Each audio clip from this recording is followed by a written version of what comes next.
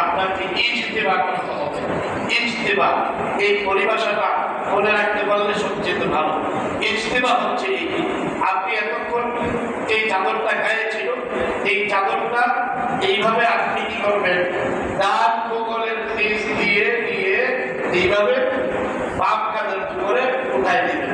অর্থাৎ আপনার এই ডান কাঁধটা কি থাকবে, খালি থাকবে।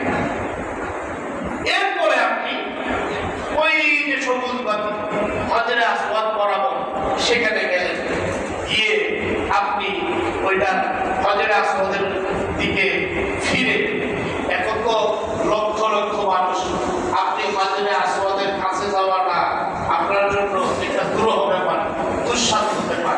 যেতে পারবেন যদি কুস্তি করার অভ্যাস থাকে, ছোটবেলাটা যদি অবদান রাখতে পারেন তাহলে যেতে পারবেন।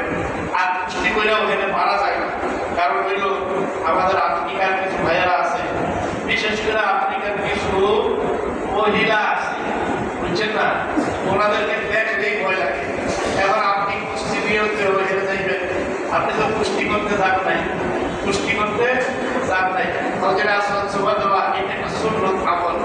আপনি এই সুন্নত আমল আদায় করতে গিয়া খুব মারামারি, খুব ধরাধরি, একেবারে ধাক্কাধাক্কি করে এটাও কিছু সাপ খাইলেন, আরেকজনও কিছু দিলেন, দিয়া বহু দুঃখ বুঝতে করিয়া মনে করে দিয়ে আসলেন। এই যে সুন্নত আমল করতে গিয়া বাকি হাতে সাহেবদেরকে কি করলাম, কষ্ট দিলাম, যে অন্য মুসলমানকে কষ্ট দেওয়া তো কি খারাপ। এই জন্য তাহারা এখানে দেখছেন ওখানে এইভাবে ধরাধরির দরকার নাই। যদি কোনো সময় সুযোগ থাকে যে না মারামারি ধরাধরি ধাক্কাধাক্কি ছাড়া কি করা যাবে, চুমা দেওয়া যাবে, স্পর্শ করা যাবে, সেটা বিভিন্ন কথা।